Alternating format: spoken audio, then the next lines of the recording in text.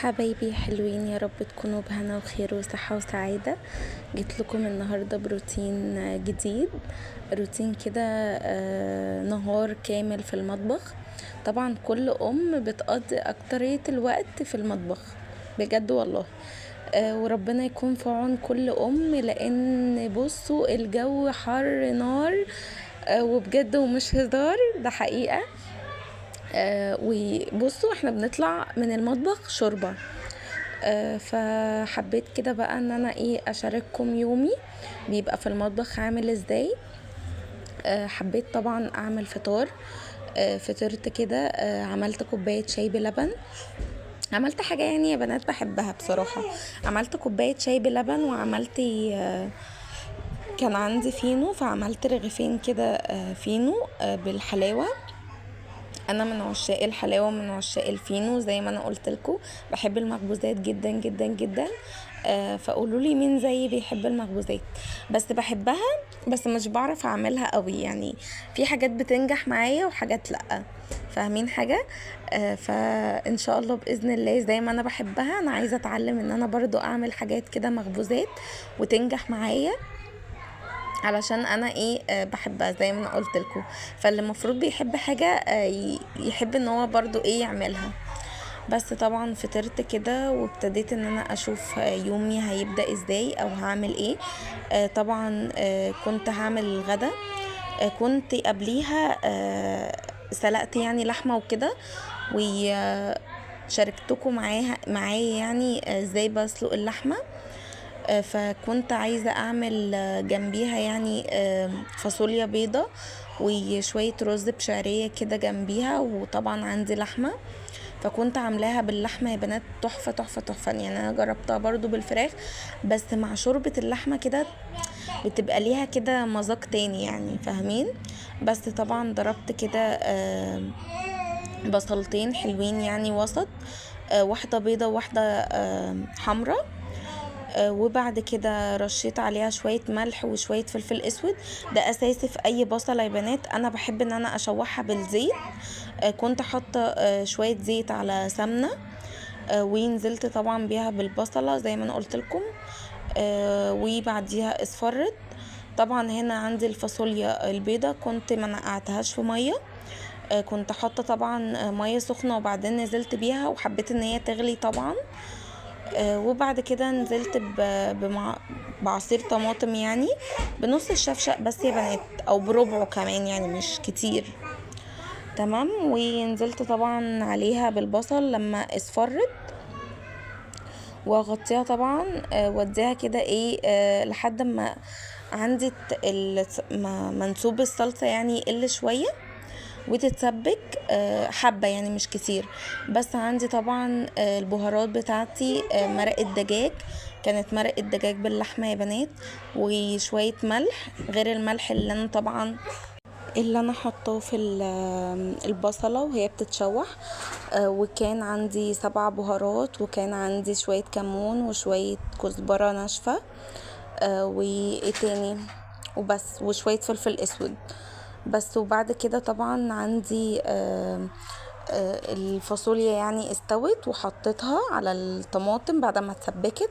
وبعد كده اديت لها كبشتين كده من شوربة اللحمة، وسبتها شوية لحد ما تستوي. وبعد كده نزلت عليها ب3 فصوص توم يا بنات، هرستهم وحطيتها. وبصوا الحركة دي بتفرق جدا قبل ما انت يعني قبل ما هي تستوي على الاخر. اعملي الحركة دي بتاعت التوم، هتاكلي احلى فاصوليا ممكن تجربيها. بس طبعا اتغدينا، وبعد كده كان في يعني شوية مواعين بعد الغدا. فحبيت ان انا برضو اعملها معاكم كده. فقولولي يا بنات، انتوا بجد بجد بتعملوا ايه في الحر ده؟ يعني معاناة معاناة معاناة. وانا طبعا بسجل لكم الفيديو ده ببقى لابسة حاجة مثلا علشان خاطر يعني ما تبانش مثلا ان انا لابسه حاجه بيتي والكلام ده كله. فبيبقى الموضوع اصعب بكتير من ان انت تبقي لابسه حاجه بيتي وبراحتك وواقفه طبعا بتعملي الحاجات دي. فكان اصلا اليوم ده كان حر حر حر. فانا كنت بتسلق مع اللحمه بجد يعني. انا مشغله الشفاط بس مش عامل اي حاجه. فكنت بتسلق يعني مع اللحمة، والحمد لله استويت معاها وطلعت بجد يعني بجد بجد شوربة، فاهمين؟ بس فالحمد لله برضو ان ربنا يعني ايه بينزل علينا كده صبر وقوة من عنده، اللي هو ايه علشان نخلص حاجتنا وعلشان نعمل حاجتنا ونخلص ونخلص. بس يعني الحمد لله انا فعلا خلصت، علشان اليوم كان حر بطريقة مش طبيعية، وانا اصلا كنت صاحية الساعة 8، فكنت واخدة اليوم يعني من اوله، فحسيته ان هو يوم طويل ويوم حر، فكان فظيع جدا. بس فعملت يعني المواعين بعد الغدا بتاعتنا. وزي ما انا بقول لكم يا بنات، والله جربي الفاصوليا بالطريقه اللي انا قلتها لك دي، وانتي هتعتمديها وهتحبيها جدا. يعني الطعم برضو بيفرق. تكة التومة اللي بتبقى في الاخر دي، غير طبعا لما انتي بتحطي التومة من اولها، فبتفرق، يعني بتفرق بجد في الطعم. بس فجربيها وعلى ضمانتي هتعجبك جدا. ولو وصلت معايا لحد هنا في الفيديو، ما تنسينيش باللايك الجميل والاشتراك في القناة وتفعيل الجرس علشان يوصلك كل جديد انا بنزله. وبحبكم جدا جدا جدا، وشكرا بجد بجد، مش عارفة اقول ايه بصراحة يعني على الكلام الجميل اللي جالي في الفيديو اللي فات. بجد بجد بجد انا بشكركم جدا جدا جدا. يعني بتخلوا كده مودي والله العظيم يتغير من الكلام الحلو اللي انا بسمعه منكم. فربنا يديم المحبة اللي ما بيننا يا رب، وتفضلوا دايما كده على طول عزوتي وسندي. وان شاء الله باذن الله نكبر بيكو معاكو في القناة. وبسبب بجد الكلام اللي انا بسمعه الحلو ده، بتشجع اكتر ان انا اعمل لكم فيديوهات، فاهمين يعني؟ بجد بجد هو انا عارفة ان كلام بسيط، بس بجد بيفرحني جدا. مش عارفين انا بفضل قاعدة طول اليوم ان انا افتكر الكلام ده، ببقى بصوا فرحانة جدا جدا. بس فشكرا قوي على اللي كتبت لي او اللي كتب لي. انا مش عارفة بصراحة هو اسم القناة يعني، او اسم المتابع عبده مش عارفة ايه كده، 3 او 6 او 5 حاجة زي كده يعني. فمش عارفة هو ولد ولا بنت اللي متابعني، الله اعلم. بس الكلام بجد تحفة تحفة تحفة.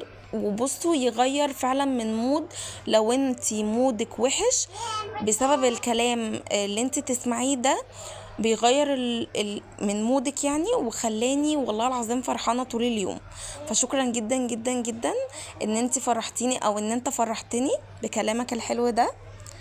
فمش عارفة اقول ايه اكتر من كده يعني بجد. لو قعدت اشكر من هنا للسنة الجاية مش هيكفي بسبب الكلام الحلو اللي انا سمعته. بس فطبعا كان عندي ال المواعين خلصت يعني. ودخلت طبعا على البوتاجاز، كان برضو مش متبهدل قوي يا بنات، بس انا حبيت ان انا ايه ارطب عليه كده في الجو الحر ده واديله شاور. يعني هو ملهوش نفس، لا طبعا ليه نفس ان هو يتلمع كده ويظبط ويبقى نظيف. فعملت كده طبعا. وبس كده يعني انا هو ده روتيني اللي هيفضل في المطبخ. ان انا طبعا خلصت الحاجة الاكل طبعا بتاعي الغدا، وطبعا فطرت وعملت المواعين. ونضفت طبعا البوتاجاز ورايا. وهعمل ايه تاني برضو؟ والله ما فاكره انا هعمل ايه تاني. بجد يا بنات انا بنسى كتير قوي، يعني انا مش عارفه ايه الحل في النسيان بتاعي ده، بس انا بجد بنسى كتير بطريقه مش طبيعيه. ولو لسه متابعيني لحد هنا، صلي على الرسول علشان تكسبي حسنات، وعلشان اكسب انا كمان حسنات، وندخل كلنا كده ان شاء الله باذن الله في الجنه. وتشوفوني واشوفكم بقى ان شاء الله باذن الله، ونفضل كده قاعدين بقى ايه مع بعض كده حتى في جنته كده ان شاء الله باذن الله يا رب. بس فكان عندي بقى الحوض ما كنتش عملته. طبعا انا كل مره بعمل حركه مستفزه قوي. بعمل طبعا، كنت بفنش المطبخ او مثلا بغسل المواعين وبعد كده اغسل الحوض وانشفه والكلام ده كله، وبعد كده ابص ورايا او انسى خالص ان انا ما عملتش البوتاجاز وابص البوتاجاز، طب انا لسه ما عملتش البوتاجاز، فاهمين؟ فكنت اللي هو بفضل اندم بقى ان انا عملت الحاجه دي وانا لسه اصلا مخلصتش البوتاجاز ونشفته والكلام ده كله، فهحتاج ان انا افتح الميه تاني وابهدل كل اللي انا عملته. فالحمد لله اتعلمت من اخطائي، عملت يعني المرة دي العكس، عملت طبعا البوتاجاز وبعد كده ايه حبيت ان انا اغسل الحوض وانشف طبعا الرخامة، او اغسل الرخامة وانشفها بعديها وكده. طبعا والله يا بنات انا طول ما انا واقفة في المطبخ انا الرخامة دي بتتعمل يجي 10 11 20 مرة. بيبقى معايا الفوطة كده جنبي وعلى طول او في ايدي على طول، اول باول كده بمسح الرخامة كتير جدا على طول فعلا. بس هنا طبعا استاذة سيليا يعني الله يبارك لها ويحميها لشبابها، كانت ماسكة الستاند من تحتية، ويعني زي ما انتوا شايفين الصورة بقت كده. فطبعا ايه ما تتضايقوش وكده، وبلعوا لسيليا زي ما انا ببلع لها كده. فعادي يعني يا بنات، كل الاطفال بتعمل حركات كده يعني، ربنا يخليهم كده ويحفظهم لنا، واللي لسه ربنا ما كرمهمش يا رب يكرمكم ويرزقكم بالذرية الصالحة ان شاء الله بإذن الله، وتشوفوا المعاناة اللي احنا فيها بجد يا بنات. يعني تشوفوا قد ايه ان الطفل ده مش حاجة سهلة، مسؤولية كبيرة جدا جدا، ومتطلبات كتير.